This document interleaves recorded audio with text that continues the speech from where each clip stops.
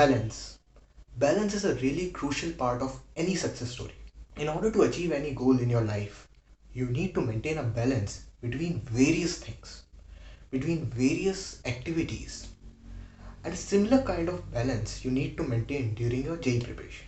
JEE की preparation के वक्त एक नहीं काफ़ी सारे बैलेंसेस मेंटेन करने होते हैं, whether it be balance between the three subjects physics, chemistry, maths, या फिर वो बैलेंस हो सकता है आपके स्कूल की पढ़ाई में और कोचिंग की पढ़ाई में।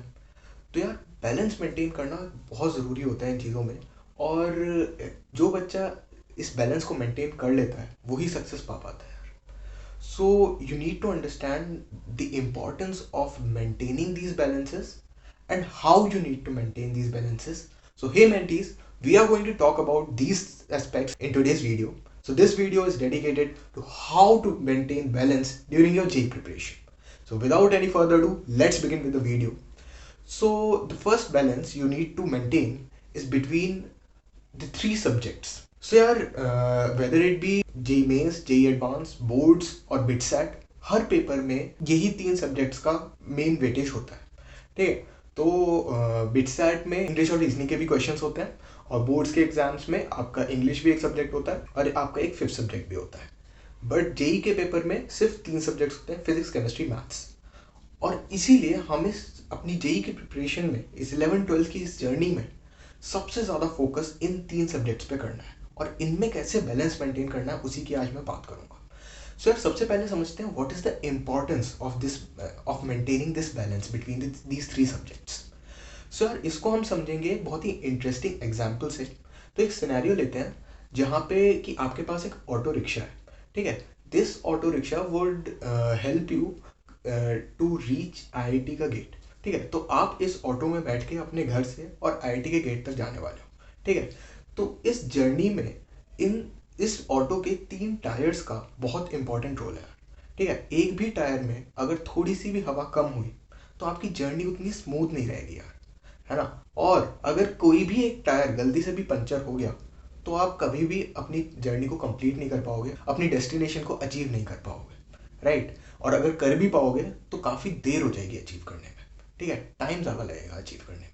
अगर आपको एक स्मूथ जर्नी मेंटेन करनी है और स्मूथली अपनी जर्नी को कंप्लीट करना है तो आपको ऑटो का इक्विलिब्रियम मेंटेन करके रखना होगा, तभी वो आराम से अपनी जर्नी को कंप्लीट कर पाएगा। एक ऐसा ही इक्विलिब्रियम, एक ऐसा ही बैलेंस हमें अपनी जेई की प्रिपरेशन में रखना होता है। तो एक एनालॉजी क्रिएट करते हैं कि ये जो तीन टायर थे, ये तीन सब्जेक्ट्स हैं आपके, ठीक है, फिजिक्स, केमिस्ट्री, मैथ्स, और आपको इन तीनों को इक्वल वेटेज देना है, इक्वल फोकस देना है। There is no escape for you कि यार मेरा फिजिक्स वीक है या मेरा केमिस्ट्री वीक है या मैथ्स वीक है। आपके तीनों स्ट्रांग होने ज़रूरी हैं, आपको तीनों में स्कोर करना है, तभी आप फाइनली एक अच्छी जेई की रैंक अचीव कर पाओगे, एक अच्छे कॉलेज में पहुंच पाओगे। तो ये तो हो गया कि how important it is to maintain a balance between these three subjects. Now we are going to talk about how we can maintain this balance. तो यार जो बैलेंस है वो आपको अपनी प्रिपरेशन के वक्त मेंटेन करना होता है, ठीक है। तो उसके लिए आपकी स्ट्रेटजीज बहुत स्ट्रांग होनी चाहिए, राइट। तो what do I mean by strong strategies कि यार जैसे मैंने अपने एक टाइम मैनेजमेंट के वीडियो में समझाया था कि कैसे आपको इक्वल टाइम देना है तीनों सब्जेक्ट्स को ड्यूरिंग अ प्रिपरेशन, ठीक है। सो फॉर एग्जाम्पल एक केस लेते हैं जिसमें कि आपके पास 3 दिन है। 3 दिन में आपको तीनों सब्जेक्ट्स को इक्वल टाइम देना है। तो मतलब पूरा टाइम, एक दिन आपको हर सब्जेक्ट को देना है, तभी एक बैलेंस मेंटेन होगा, राइट। अब केस 1 ऐसा है जिसमें कि आपने पहले दिन फिजिक्स पढ़ा पूरे दिन, दूसरे दिन पूरे दिन केमिस्ट्री पढ़ा, तीसरे दिन पूरे दिन मैथ्स पढ़ा, ठीक है। तो इस पूरे प्रोसेस में आपकी एफिशिएंसी यार बहुत कम होगी। वाई? बिकॉज जब आप पूरे दिन एक ही सब्जेक्ट को डिवोट करते हो तो यार उतनी उतने एफिशिएंसी से आप पूरे दिन नहीं पढ़ पाते हो। Towards the end of the day आप थोड़ा सा बोर हो जाते हो, है ना, और आपका मन नहीं लगता उस सब्जेक्ट को पढ़ने में, ठीक है। दिमाग थक जाता है जल्दी। अगर हम केस 2 में जाते हैं, where you need to split your day in 2 halves. तो फर्स्ट हाफ में आप एक सब्जेक्ट पढ़ोगे और सेकंड हाफ में दूसरा सब्जेक्ट पढ़ोगे।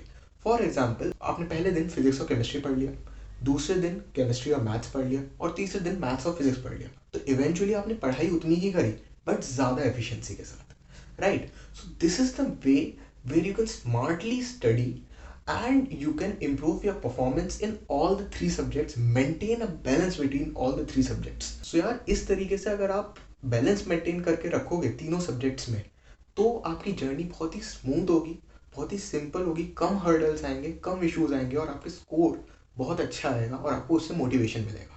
हर मंथ आपको एनालाइज करना चाहिए कि किस सब्जेक्ट में आप वीक जा रहे हो और अकॉर्डिंगली आपको अपनी स्ट्रेटजीज में थोड़ा थोड़ा चेंज करना होता है। ठीक है, so that's how you need to maintain balance between these three subjects. ये बहुत ही ज़्यादा इंपॉर्टेंट चीज़ है यार। Coming on to the second balance, जहाँ की आपको बैलेंस मेंटेन करना है अपनी स्कूल की पढ़ाई में और अपनी कोचिंग की पढ़ाई में। सो यार इस ये बैलेंस पिछले वाले बैलेंस से थोड़ा सा डिफरेंट होगा। क्यों? क्योंकि यार वहाँ पे तीनों चीज़ों का इक्वल वेटेज था, तो आपको तीनों में अच्छा बैलेंस मेंटेन करके रखना था। यहाँ पे ऐसा नहीं है, ये केस थोड़ा डिफरेंट है। इसमें आपको सबसे पहले अपना गोल डिफाइन करना होगा। ठीक है, सो आपको अपना गोल डिफाइन करना है और उसके अकॉर्डिंग आपको अपनी प्रायोरिटीज डिफाइन करनी होंगी। ठीक है, किस ऑर्डर में आप अपने चीज़ों को, अपने एक्टिविटीज़ को प्रायोरिटाइज कर रहे हो।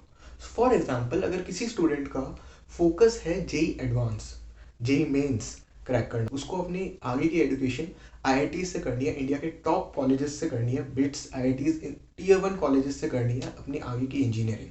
ठीक है, तो उस स्टूडेंट को फोकस करना चाहिए जेई एडवांस, बिट्सैट, जेई मेंस, इन कॉम्पिटिटिव एग्जाम्स पे ज़्यादा फोकस रखना चाहिए और उन्हीं के लिए अच्छे से प्रिपरेशन करनी चाहिए।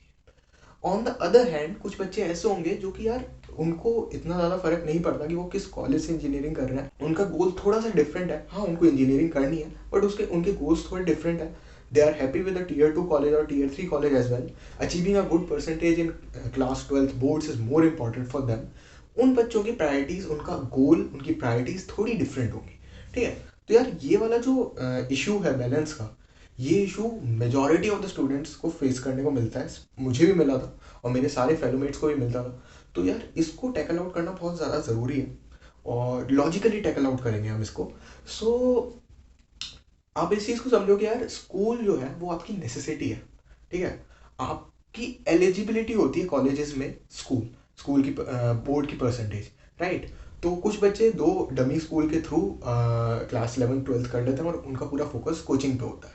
ठीक है, दैट इज सेपरेट थिंग, वो भी एक अच्छी प्रैक्टिस है अगर आपके दिमाग में क्लैरिटी है, थॉट की क्लैरिटी है, गोल की। ठीक है, so if you wish to do something additional, तब आप एक कोचिंग ज्वाइन करते हो, राइट। स्कूल के एडिशनल आप एक कोचिंग ज्वाइन कर रहे हो तो वो किसी के लिए एलिजिबिलिटी नहीं है। तो you need to understand the purpose of this coaching. ठीक है, अगर आपका कोई गोल है कि हाँ मेरे को जेई क्रैक करना है जिसमें कि ये कोचिंग मेरे को हेल्प करेगी, है ना, मेरे को एड करेगी अपनी प्रिपरेशन को इम्प्रूव करने में, ठीक है, बूस्ट देने में अपनी रैंक को, तो इस थॉट के साथ आप कोचिंग में जा रहे हो, so you need to take full out of it. ठीक है, so it should not be like you are wasting your resources, your money, your time. Most important thing is your time. अपना time बेकार में waste नहीं करना है coaching पे अगर आपका वो गोल ही नहीं है। ठीक है, सो अगर आप कोचिंग में जा रहे हो दैट मीन्स कि आपका एक गोल है लाइफ में। मे बी कुछ लोगों का गोल ये नहीं होगा कि उनको रिजल्ट ही लाना है जेई मेंस में, उनका गोल हो सकता है नॉलेज हो, उनको एक एडिशनल नॉलेज चाहिए, एक लेवल अप की नॉलेज चाहिए कोचिंग्स में जाके। ठीक है, तो वो एक डिफरेंट गोल है। हर किसी का गोल रिजल्ट ओरिएंटेड नहीं होता। ठीक है, कुछ का नॉलेज ओरिएंटेड भी होता है, तो that is a different thing. But आपको अपने गोल्स को डिफाइन करना है और उसके अकॉर्डिंग प्रायोरिटाइज करना है चीज़ों को। फॉर एग्जाम्पल एक केस लेते हैं जिसमें कि अगले दिन आपका स्कूल का एग्जाम है सुबह और शाम को आपका जेई एडवांस का पेपर है या जेई मेंस का मॉक टेस्ट है। तो आपको अपनी प्रिपरेशन शाम के पेपर के लिए अच्छे से करनी चाहिए क्योंकि वो आपका फाइनल गोल है जिसको आपको अचीव करना है। आप इस चीज़ को समझो यार कि आपकी ये जो पूरी जर्नी है, पूरी जर्नी में बहुत सारे एग्जाम्स दोगे आप। ठीक है, बहुत सारे मॉक टेस्ट दोगे। इस जर्नी को अगर मैं स्प्लिट करूँ तो एक है फाइनल, लास्ट के कुछ मंथ्स जिसमें कि आप अपने फाइनल एग्जाम्स दोगे, बोर्ड्स के, जेई मेंस के एक्चुअल एग्जाम्स दोगे। और एक है ये मेजॉरिटी पार्ट इस जर्नी का जिसमें कि आप सिर्फ मॉक टेस्ट दे रहे होगे। इन रिजल्ट से कोई फर्क नहीं पड़ता, बट हाँ इन रिजल्ट्स का आपके फाइनल रिजल्ट पे जरूर फर्क पड़ता है। ठीक है, तो इन रिजल्ट्स को कोई नहीं पूछने वाला, पूछेंगे फाइनल रिजल्ट कोई हर कोई। ठीक है, बट इनका रिजल्ट इस पे रिफ्लेक्ट होता है। ठीक है, तो इसलिए ये चीज़ें इंपॉर्टेंट है। तो अब आपको ये समझना है कि किस एग्जाम से आपके फाइनल एग्जाम में फायदा होगा आपको। एक बहुत इंपॉर्टेंट पॉइंट ये भी है यहाँ पे, यार सिलेबस जो है वो सेम है। ठीक है, चाहे वो बोर्ड्स का हो, चाहे वो जेई मेंस का हो, जेई एडवांस का हो, बिटसैट का हो, सबका सिलेबस सेम है। ठीक है, तो इवेंचुअली आपको कुछ डिफरेंट नहीं पढ़ना है। अगर आप जेई मेंस की प्रिपरेशन कर रहे हो, आप अच्छे से प्रिपेयर कर रहे हो अपने को जेई मेंस जेई एडवांस के लिए, तो आपके फंडामेंटल्स भी बहुत स्ट्रांग होंगे। कुछ लोग ये एक्सक्यूज देते हैं कि यार we are preparing for JEE advance, तो हम डिफिकल्ट क्वेश्चंस तो कर लेते हैं, सिंपल नहीं होते हमसे, which is just an excuse. ठीक है, ऐसा कुछ नहीं होता रियलिटी में। अगर आप एक टफ क्वेश्चन कर रहे हो तो इसका मतलब है कि आपके फंडामेंटल्स स्ट्रांग है, और अगर फंडामेंटल्स किसी के स्ट्रांग हैं तो वो टफ क्वेश्चन भी कर सकता है, वो आसान क्वेश्चन भी कर सकता है। इट्स जस्ट दैट कि स्कूल के एग्जाम्स में, बोर्ड के एग्जाम्स में थोड़ा डेफिनेशन बेस्ड क्वेश्चन ज़्यादा आते हैं रादर देन आपके कॉम्पिटेटिव एग्जाम जहाँ पे ऑब्जेक्टिव क्वेश्चन ज़्यादा आते हैं। ठीक है, तो वो एक थोड़ा सा डिफरेंट चीज़ होती है, बाकी सिलेबस पूरा सेम होता है। तो आप अगर स्पेसिफिकली अपने स्कूल के एग्जाम के लिए प्रिपेयर नहीं भी करते हो तो भी आप डिसेंटली परफॉर्म करके आओगे एग्जाम में, अगर आपने अच्छे से अपने जेई एडवांस की प्रिपरेशन जारी रखी। इशू तब आता है जब आप इस डिलेमा में फंसे रहते हो कि मैं स्कूल के एग्जाम के लिए प्रिपेयर करूं या जेई कोचिंग के एग्जाम के लिए प्रिपेयर करूं। आप इस डिलेमा में रहते हो और इवेंचुअली आप कुछ नहीं करते हो। That is the issue. ठीक है, अगर आप एक पे फोकस होके चीज़ों को अच्छे से करोगे तो आपको दोनों जगह अच्छे रिजल्ट्स दिखेंगे। जिस पे आप फोकस कर रहे हो उसमें तो बहुत ही बढ़िया रिजल्ट दिखेंगे, दूसरे में भी एक डिसेंट रिजल्ट्स आपको ज़रूर दिखेंगे। एक और इशू इसी में जो आता है, जो कि सबसे ज़्यादा मैथ्स में आता है, कि कभी कभार क्या होता है कि कोचिंग में आप अलग टॉपिक पढ़ रहे होते हो और स्कूल में आप अलग टॉपिक पढ़ रहे होते हो। फॉर एग्जाम्पल क्लास 11th में अगर मैं मैथ्स का एग्जाम्पल ले रहा हूँ, मैथ्स का इसलिए ले रहा हूँ क्योंकि यूजुअली ये जो इशू है वो मैथ्स में होता है। फिजिक्स में एक वे है जिसमें कि चीज़ें पढ़ाई जाती हैं, एक ऑर्डर है और वो हर जगह फॉलो होता है। बट मैथ्स में ऐसा नहीं होता। मैथ्स में स्पेसिफिकली अगर मैं क्लास 11th की बात करूँ तो काफ़ी केसेस ऐसे होते हैं जिसमें कि स्कूल में कोनिक सेक्शन पढ़ा रहे हैं और कोचिंग में आपको ट्रिग्नोमेट्री पढ़ा रहे हैं या फिर अलजेब्रा पढ़ा रहे हैं। ठीक है, तो वहाँ पे ये जो डिसकंटिन्यूटी आती है कि अगर आप कोचिंग पे फोकस कर रहे हो तो आप ट्रिग्नोमेट्री में अच्छे हो, बट जब स्कूल में आप देखते हो कि कोनिक सेक्शन के क्वेश्चंस करा रहे हैं तो आपको वो समझ नहीं आता।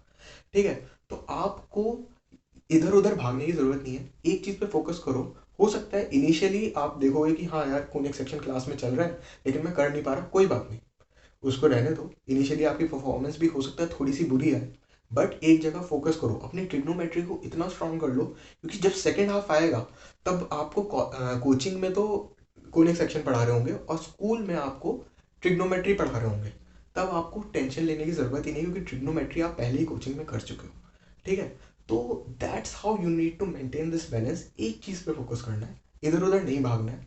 ठीक है, तो एक चीज़ पे फोकस करोगे तो लॉन्ग टर्म में आपको दिखेगा बेनिफिट। ठीक है, सो इनिशियली हो सकता है आपको इतने अच्छे रिजल्ट्स ना मिल रहे हो एक जगह पे, थोड़ा बैलेंस मेंटेन ना होता दिख रहा हो, बट फाइनली अगर आप अपनी चीज़ पे फॉलो करते रहोगे और उसी चीज़ पे चलते रहोगे तो आपको फाइनली इवेंचुअली रिजल्ट दिखेगा, दोनों जगह बहुत अच्छा रिजल्ट होगा। ठीक है, कुछ लोग इस चीज़ में लकी होते हैं कि उनके कोचिंग में और स्कूल में भी सेम सिलेबस चल रहा होता है, जो कि बहुत ही अच्छी बात है। So if you are lucky तो अच्छी बात है, बट अगर आपका डिफरेंट है तो एक चीज़ पे फोकस करो। हाँ, आप ये कर सकते हो कि अगर सपोज आप कोचिंग पे फोकस कर रहे हो और एक दिन पहले आपने सपोज स्कूल के एग्ज़ाम के एक दिन पहले आपने एनसीईआरटी उठा ली और आपने थोड़ा सा बेसिक चीज़ों को समझ लिया। आप स्कूल तो अगर रेगुलरली अटेंड कर रहे हो तो आप थोड़ी सी चीज़ों को पढ़ सकते हो जिससे कि आप एक डिसेंट मार्क्स स्कोर कर लो, क्योंकि आप बिल्कुल भी अगर पढ़ के नहीं जाओगे तो फिर इशू आ सकता है।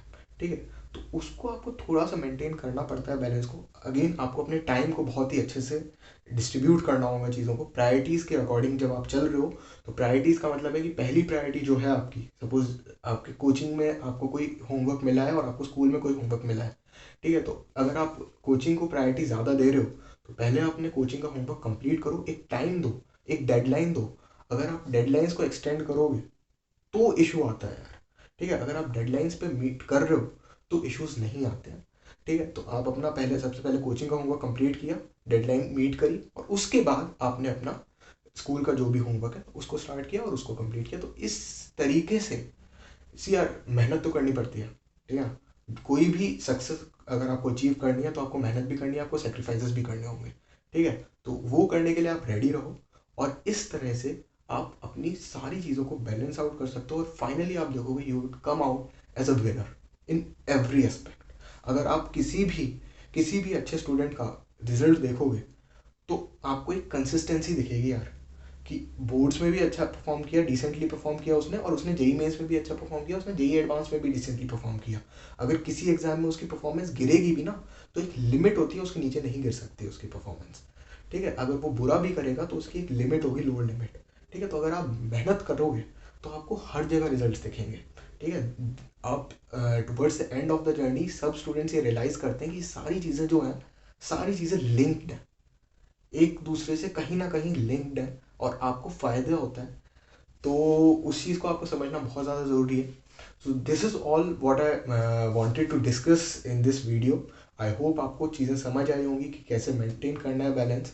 आप इस वीडियो को फिर से देख सकते हो अगर आपको कोई भी डाउट आ रहा है, और कमेंट बॉक्स में आप मेरे से डाउट्स भी पूछ सकते हो। So that's all for this video guys. Hope you liked the video, and if you did, don't forget to like the video, subscribe the channel if you are new to it. You can also ask your doubts in the comment box below. ठीक है, so that's all. Meet you in the next video. Until then, good luck and goodbye.